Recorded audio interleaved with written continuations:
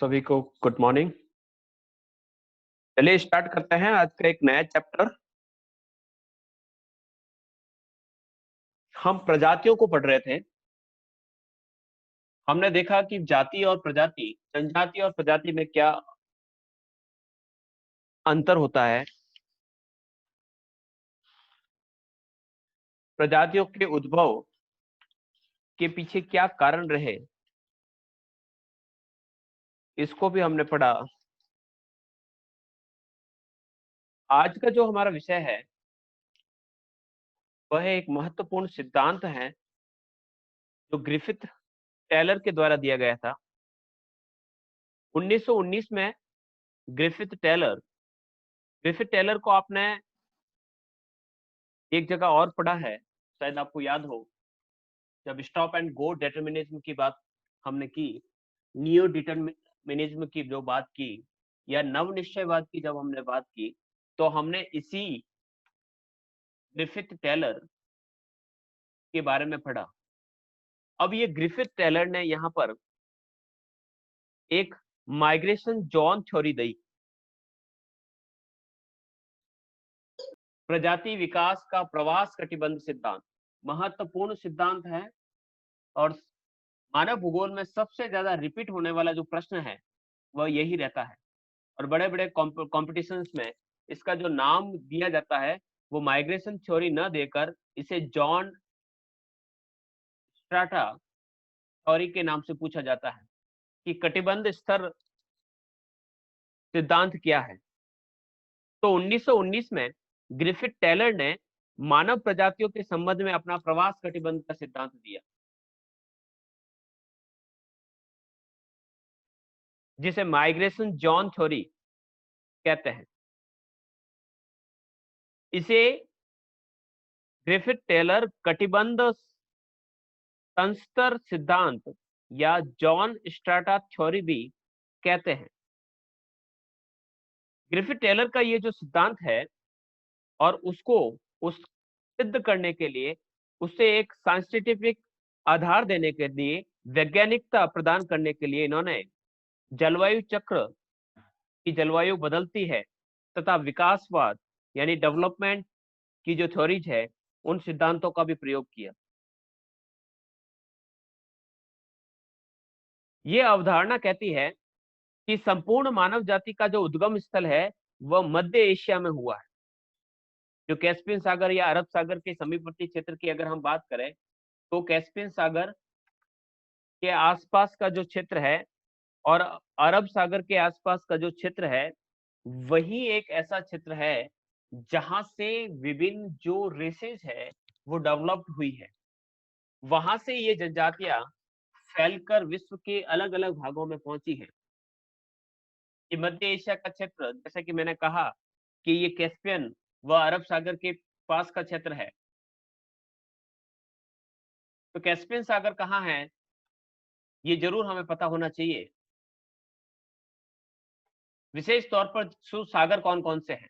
Africa के ठीक ऊपर की तरफ ये जो सागर देख रहे हैं आप, ये वाला, इसे हम मेडिटेरियन सी या भूमध्य सागर के नाम से जानते हैं, जिसके एक तरफ यहाँ पर अटलांटिक महासागर है और इस तरफ यहाँ पर लाल सागर है। लाल सागर तथा भूमध्य सागर को जोड़ने का जो कार्य करती है वो स्वेज नहर करती है। और इसी प्रकार से भूमध्य सागर तथा अटलांटिक महासागर को जोड़ने का कार्य जब जो जिब्राल्टर है, जल संधि, जल डमरू मध्य के द्वारा की जाती है। इसके ठीक ऊपर आप जाएंगे तो यहाँ पर है काला सागर। काला सागर है, काला सागर के ठीक ऊपर यहाँ पर अजोव सागर है। और जो हम कैस्पियन सागर की बात कर रहे हैं वो है यह कैस्पियन सागर। कैस्पियन सागर जिसके उत्तर की तरफ का जो भाग है वो कम खारा है और दक्षिण की तरफ का जो भाग है वो काफी अधिक खारा मिलेगा। उसका कारण भी मैंने कई बार आपको बताया है। बात करते हैं हमारे मुद्दे पर कि हम किस जगह की बात कर रहे हैं। ये जो क्षेत्र है कैस्पियन सागर के आसपास का क्षेत्र और अरब सागर के आसपास का, इस क्षेत्र को कहा जाता है मध्य एशिया। तो मध्य एशिया को ग्रिफिथ टेलर ने विभिन्न जो प्रजातियां हैं उनका उद्गम स्थल माना है और कहा है कि इसी उद्गम स्थल से निकलकर विभिन्न जनजातियां विश्व के अलग अलग कोनों में पहुंची है। इसको स्पष्ट करते हुए उन्होंने क्या क्या बातें कही, हम बढ़ते हैं आगे नेक्स्ट स्लाइड पर। टेलर कहते हैं कि मानव प्रजातियों के संबंध में प्रवास कटिबंध का जो सिद्धांत प्रस्तुत किया है, जिसे हम कटिबंध स्तर सिद्धांत या जॉन स्ट्राटा थ्योरी भी कहते हैं, ये माइग्रेशन जॉन थ्योरी है जिसे जॉन स्ट्राटा थ्योरी भी कहा जाता है। टेलर कहते हैं कि समस्त प्रजाति का उद्गम यानी क्रेडल जो लैंड है वो मध्य एशिया में कैस्पियन तथा अरल सागर का समीपवर्ती क्षेत्र है। अरल सागर का भी मैंने बताया था कि विश्व में जो जलवायु संबंधी जो मुद्दे लिए जाते हैं उसमें अरल सागर का नाम लिया जाता है। हमने कहा कि ये कैस्पियन सागर है। कैस्पियन सागर के ठीक ऊपर आप देखेंगे ये है आपका अरल सागर। जो हमारा जो ग्रुप है टेलीग्राम का उसमें मैंने अरल सागर के विभिन्न वर्षों में सूखते हुए के पिक्चर्स डाले थे कि धीरे धीरे ये अरल सागर जो है वो सिकुड़ता जा रहा है, इसमें पानी की मात्रा घटती जा रही है। तो यही अरल सागर तथा कैस्पियन सागर का बीच का जो क्षेत्र है ये वाला, इस क्षेत्र में विभिन्न प्रजातियों का उद्गम हुआ है, ऐसा टेलर महोदय कहते हैं। प्राचीन काल में मानव प्रजाति इसी क्षेत्र में रहती थी और बाद में जो नवीन प्रजातियां उत्पन्न हुई, सबसे प्राचीन जो थी और उसके बाद जो नई प्रजातियां आई वे भी इसी क्षेत्र में जन्म ली और उन्होंने अपने से पूर्व यानी इससे पहले जो प्रजाति बनी उनको बाहर की ओर हटाते गए। किस प्रकार से हटाते गए, व्हाइट बोर्ड पर थोड़ा सा हम समझ लेते हैं। मैं कहता हूं कि विश्व की जो प्रजातियां है, मान लीजिए ये उसका क्रेडल लैंड, इस क्रेडल लैंड में विश्व की विभिन्न प्रजातियां रह रही है। तो इसमें सबसे पहली प्रजाति मान लीजिए यहाँ पर सबसे बीचों बीच में यहाँ पर ए नाम की प्रजाति निवास करती है इस पूरे इलाके में।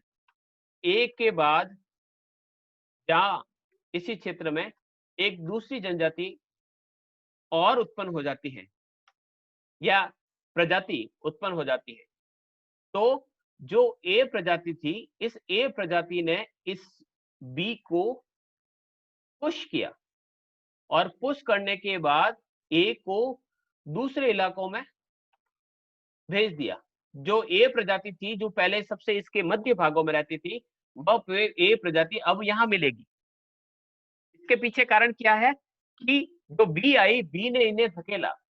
फिर बी के साथ भी ऐसा ही हुआ कि बी जब यहाँ पर रह रही थी तो उसके बाद यहाँ पर एक नई प्रजाति जन्म लेती है जिसका नाम है सी। अब जो सी प्रजाति है वह सी प्रजाति भी जो बी प्रजाति है उस बी प्रजाति को यहां से मूव करती है। और मूव किस प्रकार से करती है कि इन्होंने इस बी को यहां से हटाकर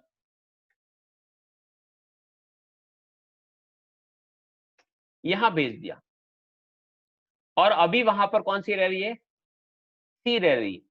सी का भी अस्तित्व नहीं रहता है, सी के बाद भी एक नई प्रजाति वहां पर जन्म लेती है जिसे हम डी कह सकते हैं। तो डी जो है वो यहां रहने लगी। डी ने क्या किया, डी ने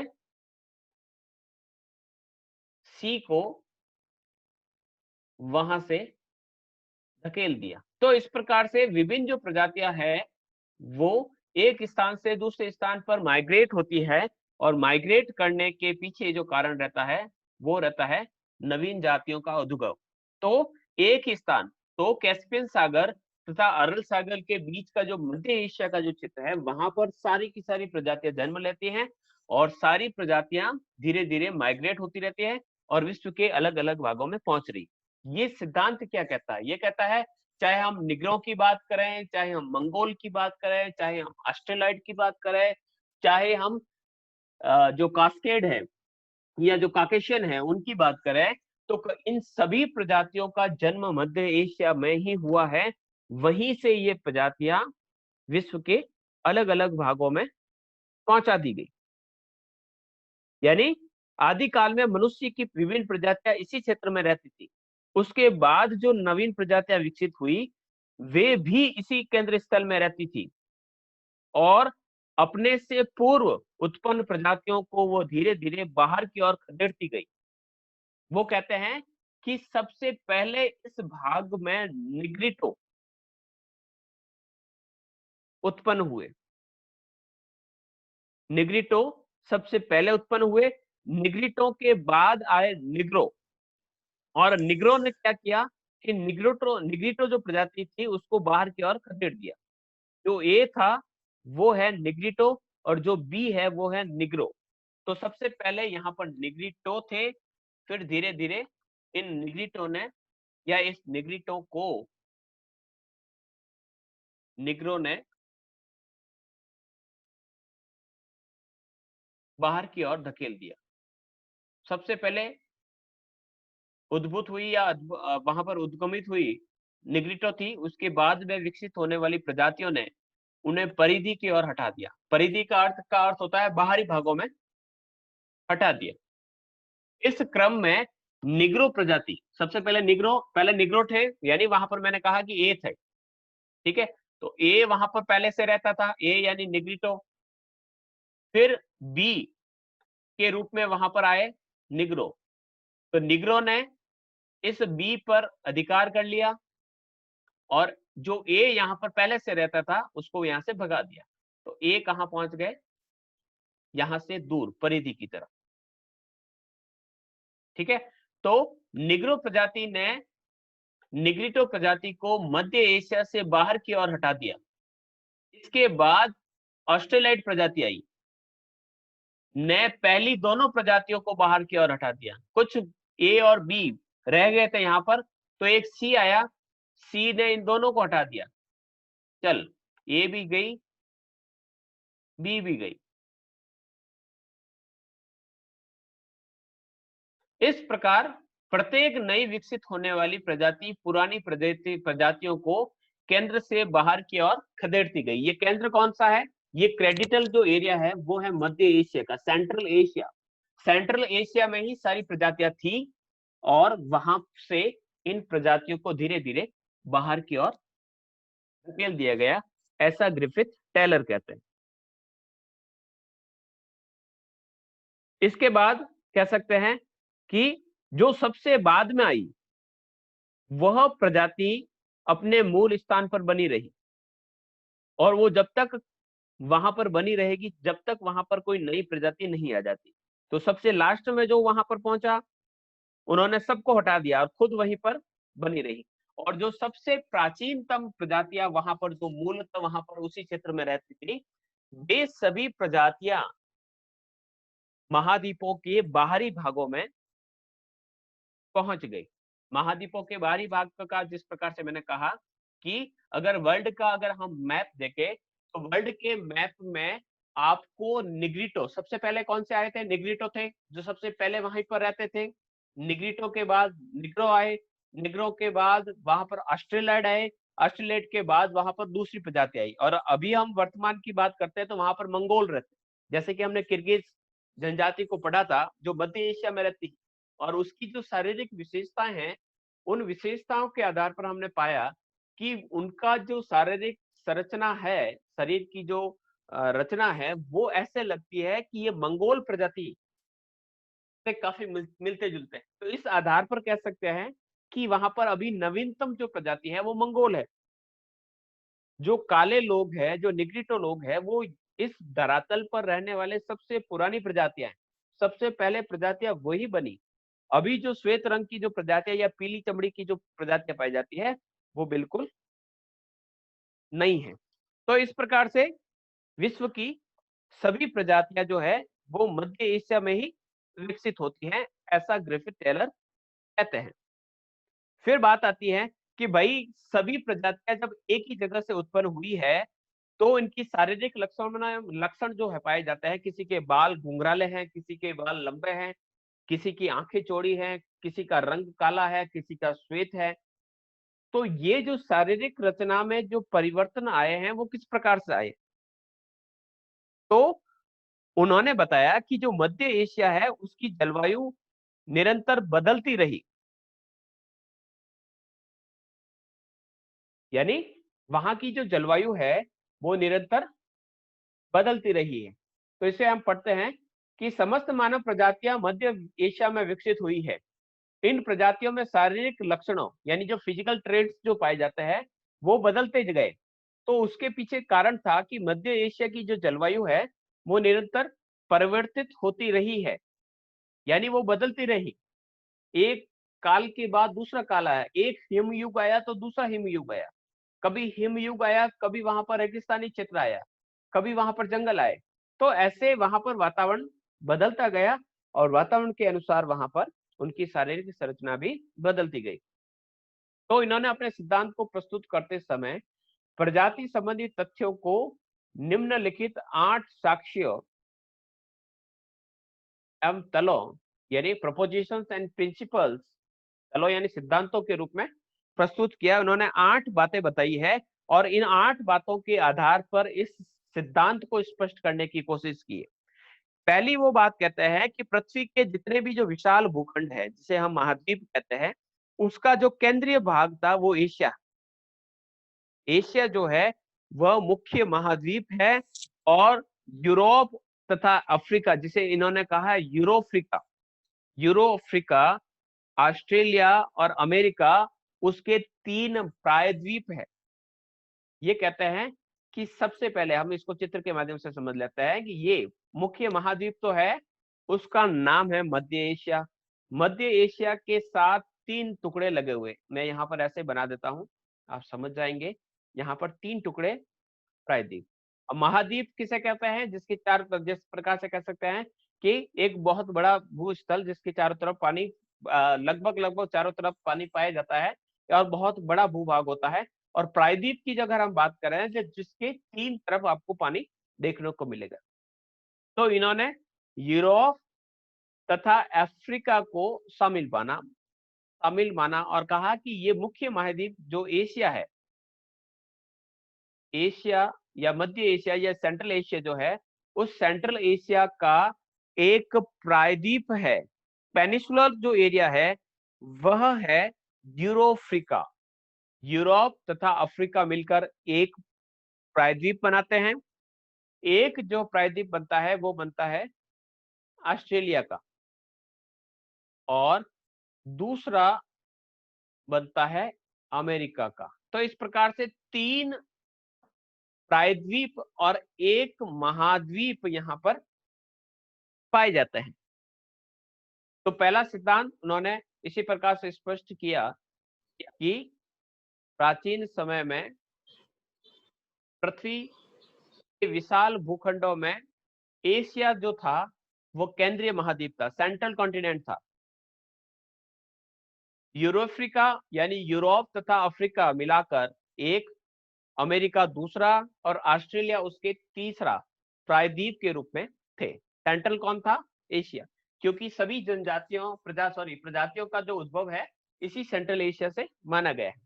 प्रत्येक प्रायद्वीप में प्रजातियों के कटिबंध है जो एशिया से बाहर की ओर अधिकाधिक आदिकालीन होते गए। इसको हम इस प्रकार से समझ सकते हैं कि विभिन्न जो प्रजातियां हैं वो इनके कटिबंध का अर्थ होता है अलग अलग जोन है, अलग अलग प्रजातियों के जोन है। यूरो अफ्रीका में आपको अलग प्रजातियां मिलेगी, अमेरिका की अलग प्रजातियां हैं, ऑस्ट्रेलिया की अलग प्रजातियां हैं। तो ये एशिया से बाहर की ओर आदिकालीन होते गए। आदिकालीन का अर्थ हो गया कि जो एशिया है वो तो है सबसे नया, और एशिया से जब हम अफ्रीका की ओर जाते हैं या फिर अमेरिका की तरफ जाते हैं या ऑस्ट्रेलिया की तरफ जाते हैं, ये सबसे पुराना है।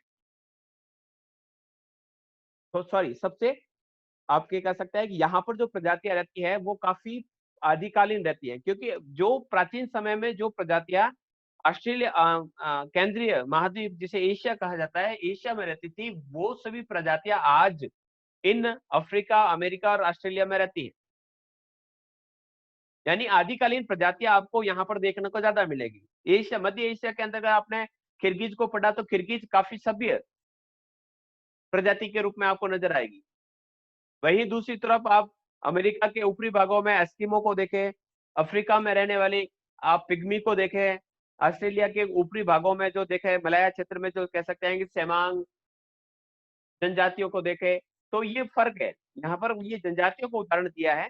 तो इसके अलावा जो हम प्रजातियों की बात करें तो वो भी प्रजातियां यहाँ पर आपको काफी पुरानी बाहरी क्षेत्रों में देखने को मिलेगी। सबसे नवीनतम जो मिलेगी वो मिलेगी आपको सेंट्रल एशिया में, जिसे केंद्रीय महाद्वीप के नाम से जाना जाता है। ये थोड़ा सा एक मैप जो ग्रिफिथ टेलर का है, थोड़ा कम ही साफ है। आप देखेंगे कि किर्गिस्तान है, तो किर्गिस्तान से आप देखेंगे जो मध्य एशिया, जिसको मैं कह रहा हूँ मध्य एशिया, तो मध्य एशिया में सबसे पुरानी सबसे नवीनतम जो प्रजाति है वो रहती है किर्गिज। किर्गिज यहाँ पर रहती है। किर्गिज से ठीक नीचे की तरफ यहाँ पर अफगान, जो अरब के आपके अफगानिस्तान के अंदर रहती है। उसके बाद हिंदू, हिंदू के बाद कह सकते हैं यहाँ पर आप देखेंगे कि यहाँ पर दूसरी कोल प्रजाति रहती है। अरब के अंदर आपके अरब के बद्दूज रहते हैं। जैसे जैसे हम सबसे बाहरी क्षेत्रों की बात कर रहे हैं, तो सबसे बाहरी जो क्षेत्र है वहां पर आपको सबसे पुरानी प्रजातियां देखने को मिलेगी। ये जो कलर है सबसे पुराना, ऑस्ट्रेलिया, अफ्रीका, अमेरिका, ये जो क्षेत्र है ये सबसे बाहर की तरफ। तो ये जो है मूवमेंट हुआ है, तो ये जो मूवमेंट हुआ है वो यहाँ से ये जैसे कि किर्गिज है, किर्गिज युकागिर बने, युकागिर से कह सकते हैं कि वो आगे क्षेत्रों में जाकर वहां पर आपके अलग अलग प्रजाति यहाँ से कह सकते हैं वो अलग अलग जनजातियों के रूप में बनते गए। तो इस प्रकार से माइग्रेशन होता रहता है। तो जॉन ऑफ माइग्रेशन जो है, evolution of the race by the Griffith Taylor का जो ये मैप है वो काफी हद तक हमें बता देता है कि विभिन्न जो माइग्रेशन हुए हैं विभिन्न प्रजातियों के, विभिन्न जनजातियों के, वो किस प्रकार से सेंट्रल एशिया में हुआ है। जो सेंट्रल एशिया में जो जनजाति रहती है वो सबसे नवीनतम है, सबसे न्यूएस्ट जो है वो यहाँ पर है। इस मैप को देखिए आप आराम से।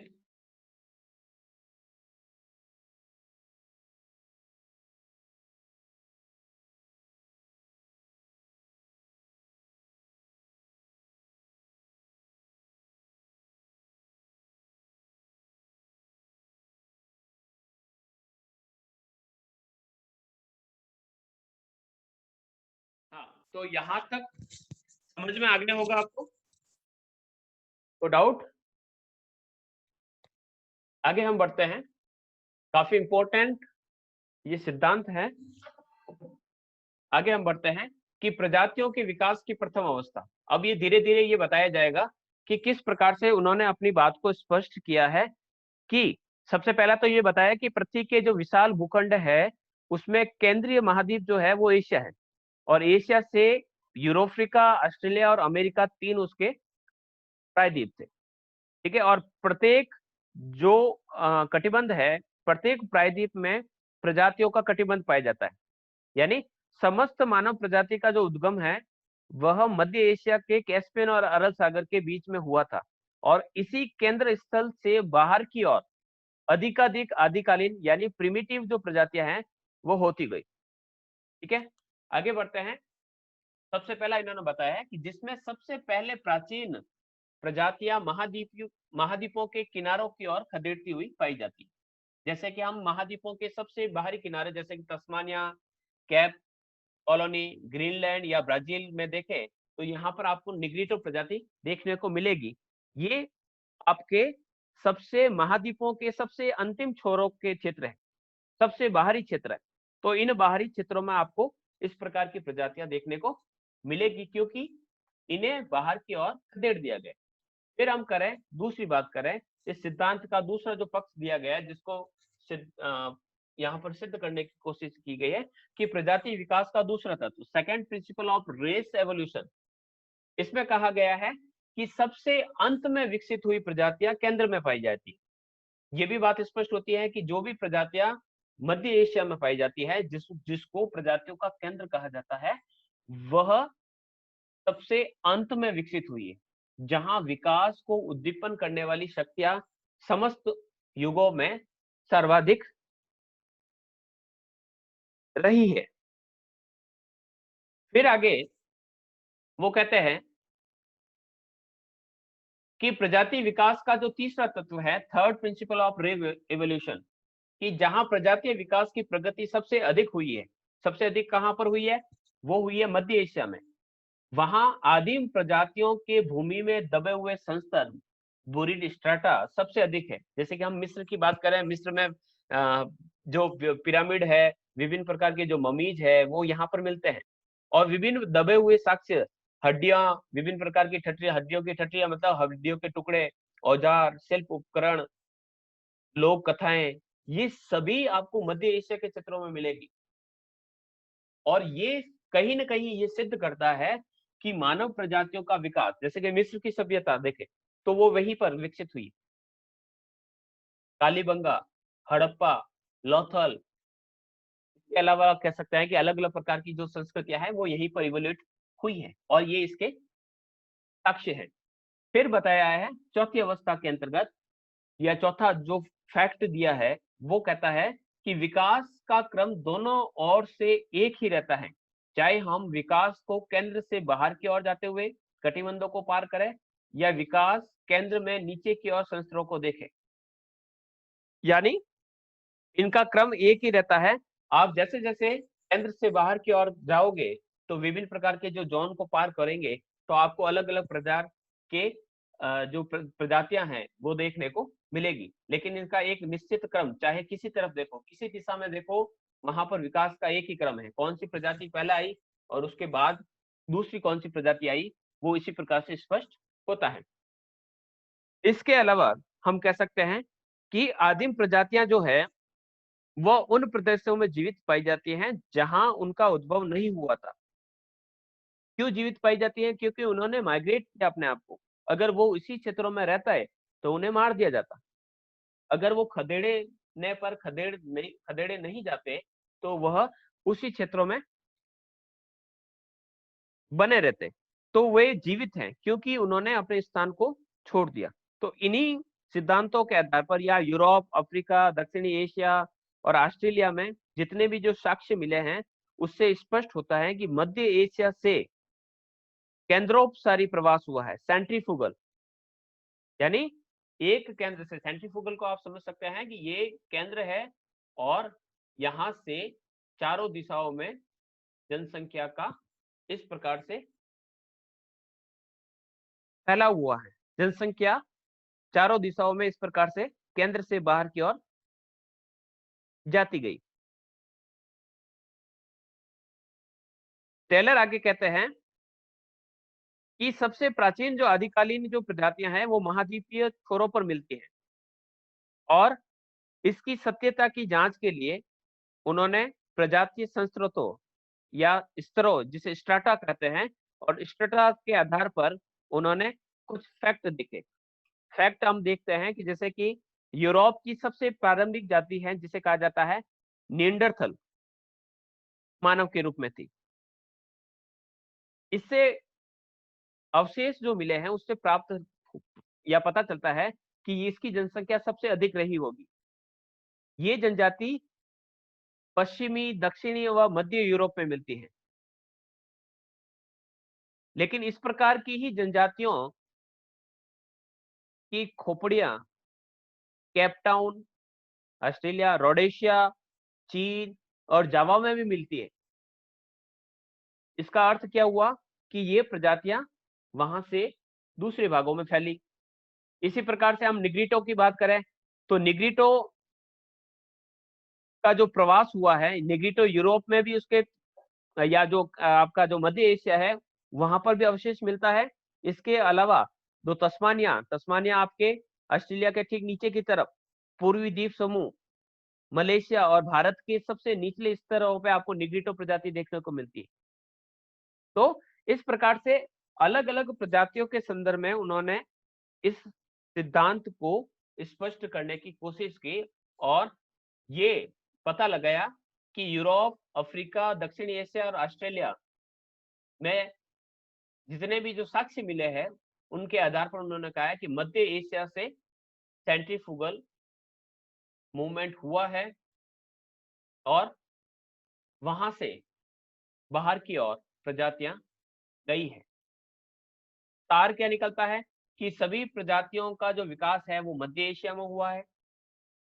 सबसे पहले जो विकसित जो प्रजाति थी वो मध्य एशिया से सबसे अधिकतम दूरी पर मिलती है। मध्य एशिया से जो जितना दूर है वो सबसे पुरानी है, और जो मध्य एशिया में अभी वर्तमान में मिल रही है या सबसे बाद में जो विकसित प्रजाति है वह मध्य एशिया के बिल्कुल पास के क्षेत्र में देखने को मिलेगी। इस प्रकार से उन्होंने इस प्रवास कटिबंध के सिद्धांत को स्पष्ट किया है। ठीक है, तो ये इस प्रकार से आपको समझ में आ गया होगा कि प्रवास कटिबंध का सिद्धांत किस प्रकार से ग्रिफिथ टेलर ने बताया है, जिसे जॉन स्ट्रैटा थ्योरी भी कहते हैं, प्रवास संस्तर सिद्धांत भी कहते हैं।